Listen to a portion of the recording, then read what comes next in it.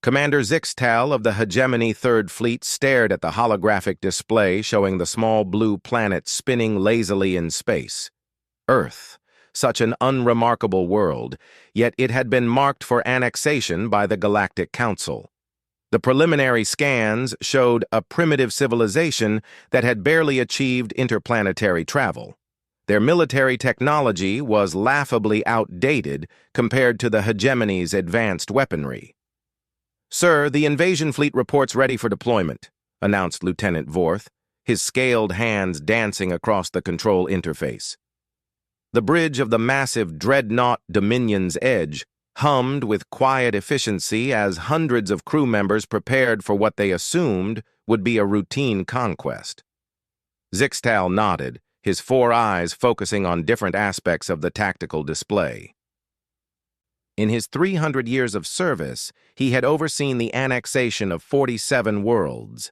None had taken more than a few planetary rotations to surrender once they witnessed the awesome might of hegemony technology. Earth would be no different. The preliminary reports from their advanced scouts painted a picture of a fractured world. The humans were divided into countless nation-states, constantly warring among themselves with primitive chemical explosives and metal projectiles. They had no unified planetary defense, no energy shields, no particle beam weapons. Their largest military vehicles were crude metal contraptions that moved on tracks and fired explosive shells. "Begin the standard intimidation protocol," Zixtal commanded. "Deploy the atmospheric processors over their major population centers. Once they see our ships blocking out their sun, they'll surrender quickly enough." The massive hegemony fleet descended through Earth's atmosphere like a dark cloud. Ships the size of cities cast shadows over New York, London, Tokyo, and Moscow. The humans below scrambled in panic, their primitive aircraft rising to meet the invasion force only to be swatted aside like insects by the hegemony's defensive screens. Within hours, the major world leaders were gathered via their crude communication networks, frantically trying to coordinate some kind of response. The hegemony's translators easily decoded their simple languages and monitored every transmission. "They're calling for something called a NATO Article 5 response," reported the intelligence officer, amusement clear in his voice. "Apparently, they believe their defensive alliance treaties will somehow help them against a galactic superpower." Zixtal allowed himself a rare smile. "Open a channel to their leadership. Let's end this quickly." The transmission was broadcast simultaneously to every screen, radio, and communication device on Earth. Zixtal's imposing figure appeared, his ceremonial armor gleaming under the bridge lights. "Humans of Earth," his voice boomed through the translation matrix. "I am Commander Zixtal of the Galactic Hegemony. Your world has been selected for integration into our empire. Surrender now, and your transition to hegemony citizenship will be relatively painless. Resist, and we will demonstrate why over 10,000 worlds have chosen to join us willingly." The response came faster than expected. A gray-haired human in a dark suit appeared on the return transmission. Behind him stood others in similar attire, their faces grim but determined. "Commander Zixtal," the human spoke with surprising steadiness, "I am President Harrison of the United States. I speak for the nations of Earth when I say this. We reject your ultimatum. Humanity will never surrender its freedom to alien invaders." Several bridge officers exchanged amused glances. Zixtal himself was impressed by the human's courage, though it would prove futile. "Very well," Zixtal replied. "You have chosen the difficult path. We will begin with a demonstration of our power. Perhaps when you see what we are capable of, you will reconsider." The transmission ended, and Zixtal turned to his tactical officer. "Target one of their smaller military installations. Something remote, but visible enough to make our point. Initiate a precision orbital bombardment." The beam lanced down from space, a pillar of pure energy that turned a remote military base in the Nevada desert into a glass crater. Satellite feeds carried the destruction live to every corner of Earth. The message was clear. Resistance was impossible. But instead of the expected immediate surrender, something unexpected happened. The humans began to mobilize with frightening efficiency. Their fragmented military forces started coordinating in ways the hegemony had never seen from a primitive world. More concerning were the reports coming in from their deep space monitoring stations. "Sir," the sensor technician called out, his voice uncertain, "we're detecting massive movement from their military installations.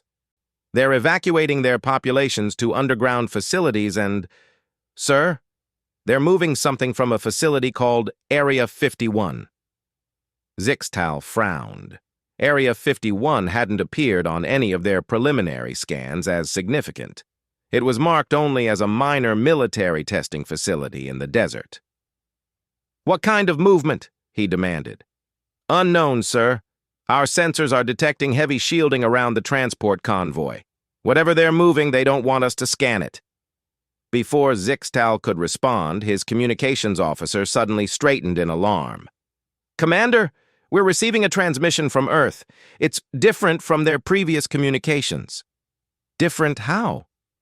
"The signal is heavily encrypted, sir. More sophisticated than anything we've seen from them. And it's coming from an unknown location." The main display flickered, and a new image appeared. This time it wasn't a politician or military leader. It was a woman in a simple uniform, standing in what appeared to be an underground facility. Her hair was pulled back severely, and her eyes held a coldness that made even veteran hegemony warriors unconsciously step back. "Greetings, Commander Zixtal," she said, her voice carrying an edge that seemed to cut through the transmission itself. "I am Director Sarah Mitchell of Project Wolverine. Your demonstration of power has been noted and filed under moderate threat assessment." Moderate threat? Zixtal's mandibles clicked in irritation. No species had ever described hegemony orbital bombardment as a moderate threat. "You have made one critical error in your intelligence gathering, Commander," Director Mitchell continued. "You assumed that because we fight among ourselves, we lack warriors.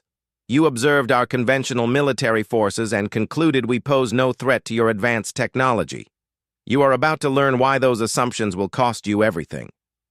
The transmission showed movement behind Director Mitchell. Massive blast doors were opening, revealing something that made Zixtal's blood run cold. Even through the low-resolution feed, he could see enough to know that everything they thought they knew about Earth was wrong. 30 years ago, Mitchell said, her voice never wavering, "we found something in the ice of Antarctica, something that changed our understanding of what was possible.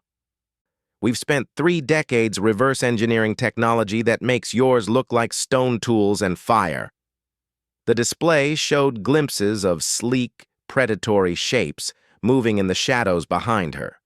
Technology that gleamed with an ominous light, clearly not of human origin, yet somehow unmistakably human in its application. Project Wolverine was born from a simple premise, Mitchell continued. Humanity needed claws. We gave ourselves the best claws in the galaxy. Commander Zixtal, you wanted to see Earth's warriors. You're about to meet them. The transmission cut to black, leaving the bridge of the Dominion's edge in stunned silence. Zixtal stared at the empty display, his mind racing.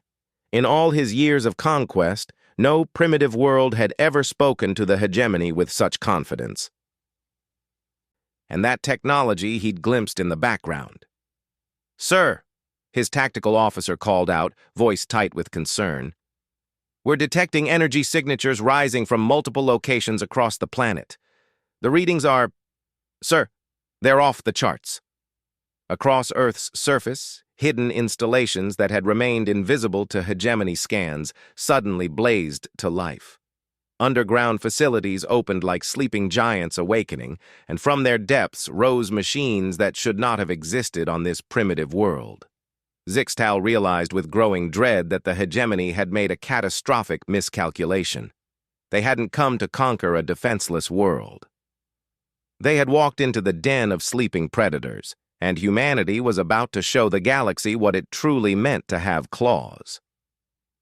Humanity unleashed the Wolverine. The first Wolverine launched from the facility beneath Mount Cheyenne, like a silver bullet fired from the planet's core.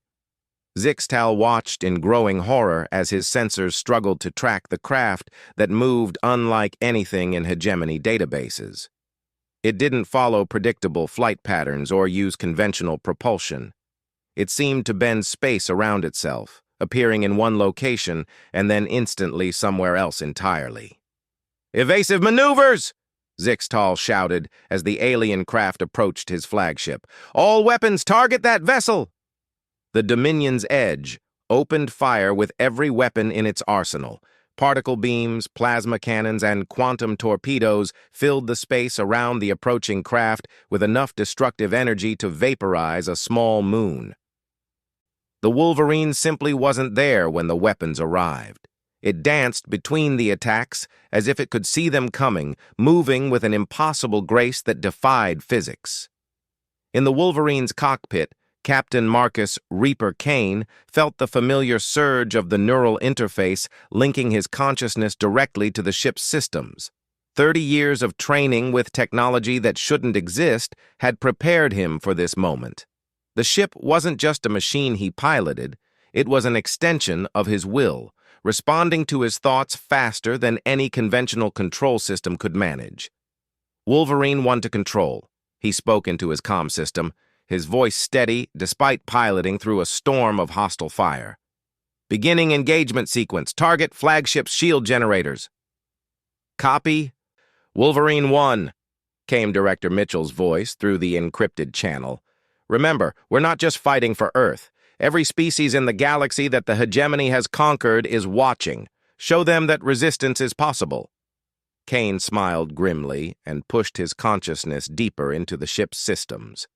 The Wolverine responded like a living thing, its adaptive hull shifting to deflect energy weapons, while its exotic matter drives warped space-time around it.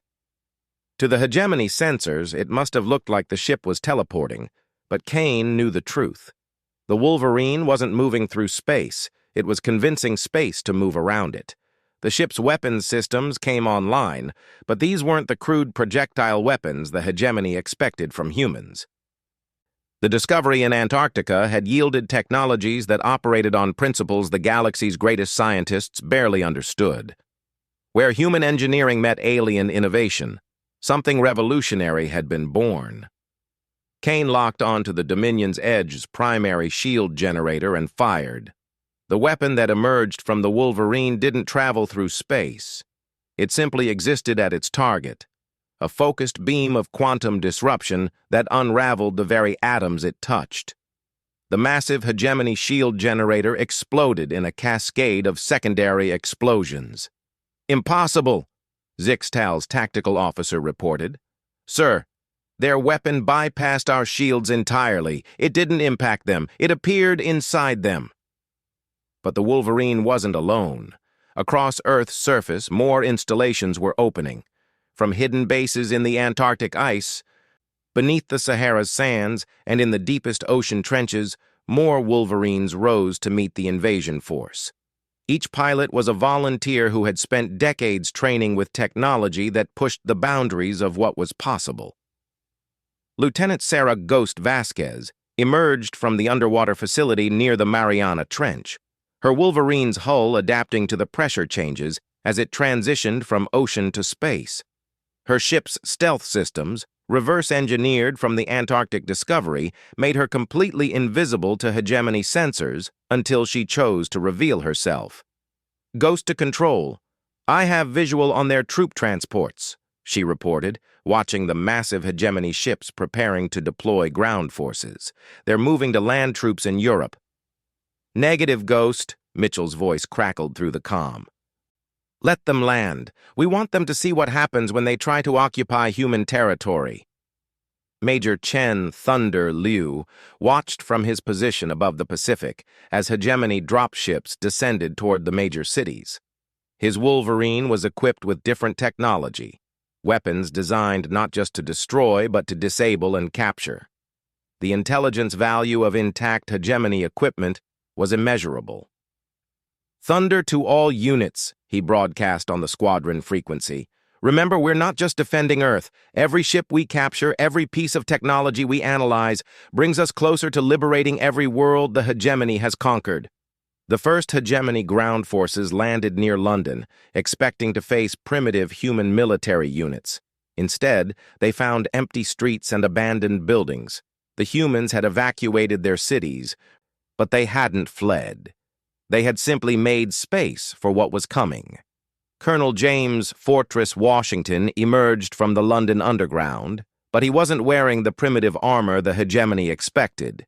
His exoskeleton was a masterwork of reverse-engineered alien technology and human innovation, making him faster, stronger, and more durable than any baseline human had a right to be. Behind him came his squad, 12 humans who had volunteered for the experimental enhancement program. They moved with inhuman speed and coordination, their weapons systems integrated directly into their nervous systems. Each soldier was a living weapon system, enhanced with technology that the hegemony couldn't even detect, let alone understand. The first hegemony patrol never knew what hit them. One moment they were advancing through empty London streets. The next, they were facing humans who moved like lightning and struck with the force of orbital bombardments. Their energy weapons, designed to penetrate any known armor, simply deflected off the humans' adaptive defenses.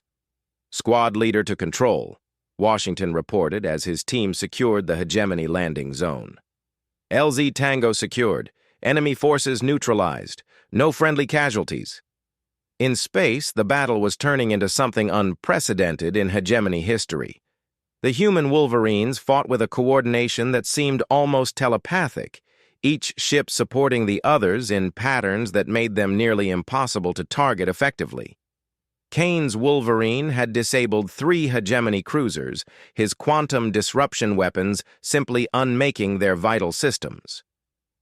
Ghost had appeared from nowhere to cripple the enemy's communications array, leaving their fleet coordination in chaos.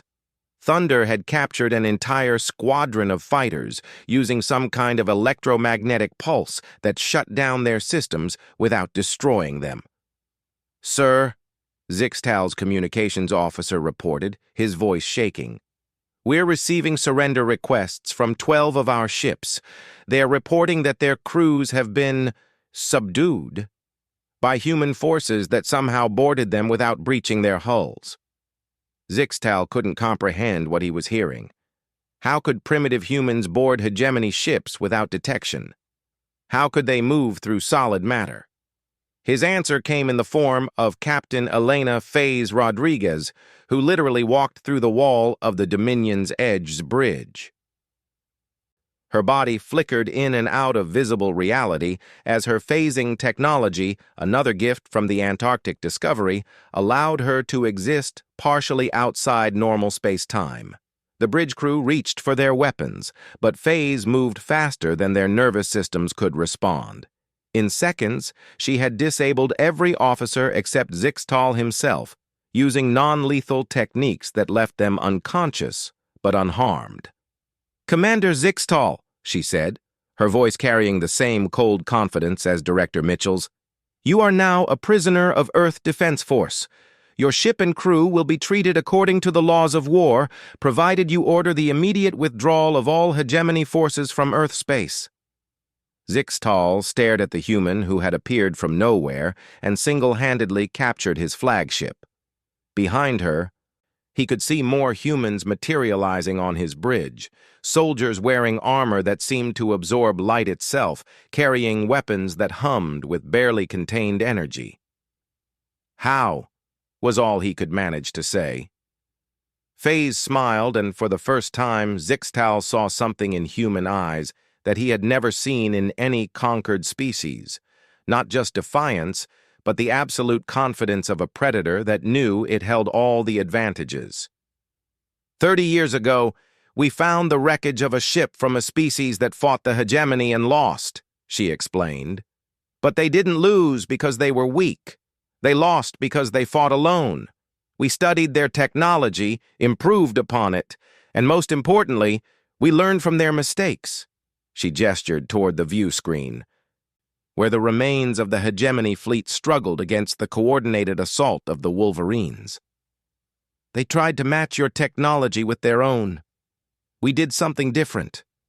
We made your technology work for us, then built something better. We didn't just reverse engineer their ship, Commander. We evolved it. Zixtal looked at his tactical display and saw the impossible truth. In less than an hour, the mighty hegemony Third Fleet, the force that had conquered countless worlds, had been completely neutralized by a species they had classified as primitive. The galaxy is about to change, Commander, Phase continued. Every species you've conquered, every world you've enslaved, is about to learn that the hegemony isn't invincible. Humanity is going to teach them that predators can be prey. The communication system crackled to life with Director Mitchell's voice, now broadcasting not just to Earth, but to every hegemony ship and every conquered world in the galaxy. This is Earth calling all enslaved worlds. The hegemony told you that resistance was futile. They lied. Humanity has broken their chains, and we're coming to break yours. The age of the hegemony is ending. The age of liberation has begun. The liberation begins. 6 months after the failed invasion of Earth, the galaxy trembled. What had begun as humanity's desperate defense had evolved into something the hegemony had never faced, a coordinated rebellion spanning hundreds of worlds. Admiral Sarah Ironwolf Mitchell stood on the bridge of humanity's first deep space vessel, the Liberation. Built using a fusion of captured hegemony technology and the revolutionary discoveries from Antarctica, it was more than a warship, it was a statement. Humanity had not just survived first contact with a galactic superpower. They had evolved beyond their attackers' comprehension. "Admiral," reported Commander Kane, now serving as her tactical officer, "we're receiving confirmations from the Proxima Liberation Fleet. The hegemony garrison there has surrendered. That makes 37 systems freed in the past month." Mitchell nodded, studying the holographic display that showed the spreading rebellion across the galaxy.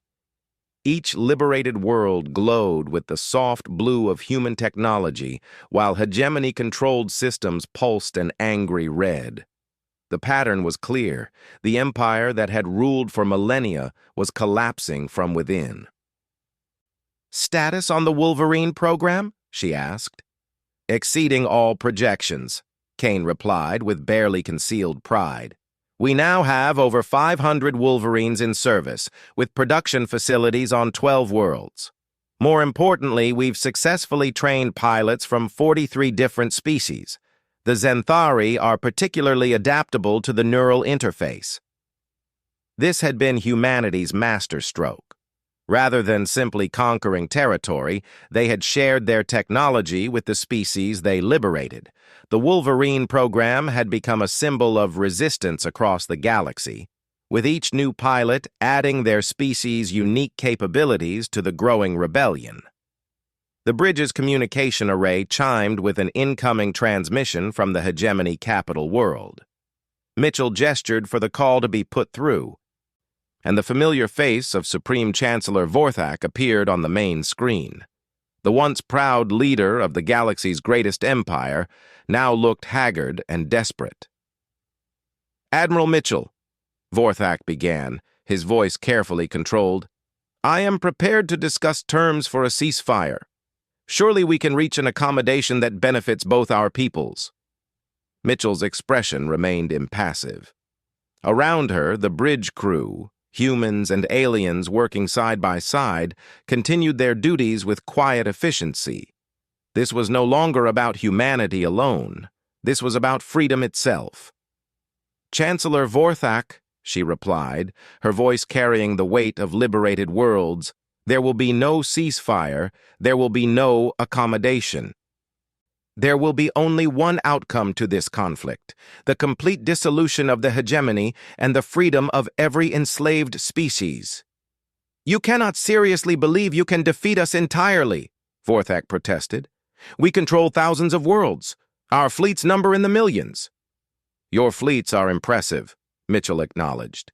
"But they have one fatal weakness. They're crewed by species who no longer believe in your empire.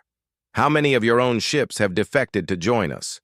How many of your loyal worlds have declared independence? You built your empire on fear, Chancellor. We've given the galaxy something more powerful than fear." She gestured toward the tactical display, where the Liberation fleet was preparing for its next objective: the heavily fortified hegemony stronghold at Kepler Station. "We've given them hope." The assault on Kepler Station demonstrated just how far humanity's revolution had evolved. The attacking force wasn't purely human. It was a coalition of dozens of species, each contributing their unique strengths to the battle. The aquatic hydrons provided expertise in underwater assault tactics. The crystalline Vorth contributed their mastery of energy manipulation. The insectoid Clictar offered their incredible coordination abilities. But at the heart of the fleet were the Wolverines, now piloted by representatives of nearly 50 different species. Each had adapted the human technology to their own physiology and combat doctrines, creating variants that were both familiar and completely alien. Captain Zarthek of the liberated Draconis species led his squadron of Wolverines in the initial assault. His ship, dubbed the Flame Claw, had been modified with his people's mastery of plasma manipulation, turning it into a weapon that could slice through hegemony shields like a knife through fabric. "Flame Claw to liberation," he reported in accented but clear English, the language that had become the lingua franca of the rebellion. "Kepler Station's outer defenses are down, moving to secondary objectives." The station's defense coordinator, Admiral Kexavol, watched in growing horror as his supposedly impregnable fortress fell apart around him. The attackers weren't following any recognized tactical doctrine. They seemed to anticipate his every defensive strategy, countering moves before he could even implement them. "Sir," his tactical officer reported, "we're detecting massive quantum disruption signatures throughout the station. They're not just attacking our defenses, they're unmaking them." This was humanity's newest innovation, born from their study of the Antarctic technology. They had learned to manipulate matter itself at the quantum level, allowing them to simply cause enemy weapons and defenses to cease existing. It wasn't destruction, it was undoing, as if the targeted systems had never been built in the first place. But the most terrifying aspect of the attack wasn't the technology, it was the coordination. Dozens of species, each fighting with completely different methods and capabilities, moved as if controlled by a single mind. They had achieved something the hegemony had never managed: true unity of purpose. As Kepler Station fell, Admiral Kexvol found himself face to face with his captors. He expected to meet the human commanders he had heard so much about. Instead, he was confronted by a delegation that represented the diversity of the rebellion itself. Lieutenant Commander Hesara of the Zenthari spoke first, her telepathic abilities allowing her to communicate directly with his mind. "Admiral Kexavol, you are now a prisoner of the Liberation Coalition. Your crew will be offered the choice to join our cause or be repatriated to neutral territory." Beside her stood Major Tekel of the Vorth, his crystalline form refracting the light in patterns that somehow conveyed both strength and compassion. "The hegemony told our people that rebellion was impossible because we were too different to work together," he said through his translation device. "As you can see, they were wrong." But it was the human representative who delivered the message that would echo across the galaxy. Captain Rodriguez, the same phase operative who had captured the Dominion's edge, stepped forward. "Admiral," she said simply, "the hegemony's greatest lie was that order required oppression. We've proven that cooperation is stronger than control. Your empire is finished not because we conquered it, but because we offered something better. As news of Kepler station's fall spread across the galaxy, the cascade effect accelerated. World after world declared independence, their populations rising up with weapons and tactics shared by the Liberation Coalition. The hegemony's response fleets found themselves facing not just human Wolverines, but dozens of variants piloted by the very species they had once enslaved. On the bridge of the Liberation, Admiral Mitchell received a final transmission from Chancellor Vorthak. The Supreme Chancellor's image appeared one last time, but now he sat not in his Grand Council chamber, but in what appeared to be a simple office. Behind him, Mitchell could see officials packing documents and equipment. "Admiral," Vorthak said, his voice devoid of its former authority, "I am formally announcing the dissolution of the Galactic Hegemony. Our remaining forces will withdraw to the Hegemony core worlds, where we will establish a democratic federation. We surrender." The bridge of the Liberation fell silent. After centuries of oppression, the galaxy's greatest empire had finally fallen. But Mitchell felt no triumph, only the weight of responsibility for what came next. "Chancellor," she replied, "the Coalition accepts your surrender. However, this is not the end. It's the beginning. The galaxy now has the chance to build something better than empire. Humanity will help in any way we can, but the future belongs to all of us together." As the transmission ended, Commander Kane turned to his admiral. "Orders, ma'am?" Mitchell looked at the star map, now showing hundreds of free worlds where red had once dominated. Each light represented billions of beings who had never known freedom, now faced with the challenge of building their own futures. "Set course for the Hegemony capital," she ordered. "Not as conquerors, but as partners. We have work to do."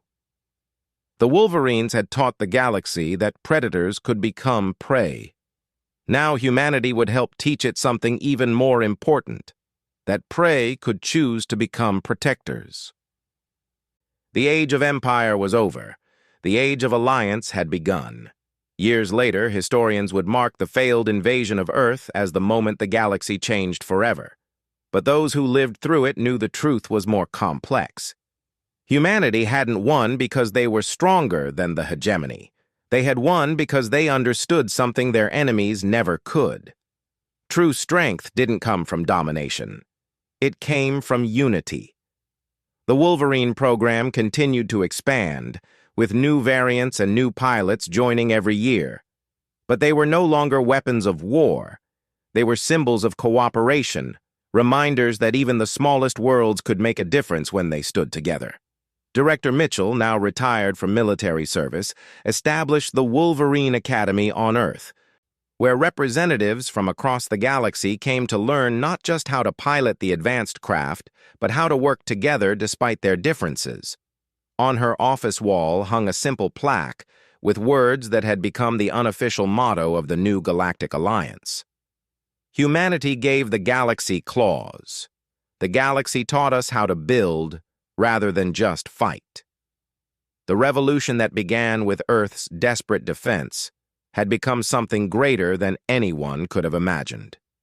The galaxy had learned that its greatest strength lay not in its weapons, but in its unity. And in the depths of space, new Wolverines continued to patrol, piloted by beings from 100 different worlds, all committed to ensuring that no species would ever again face oppression alone.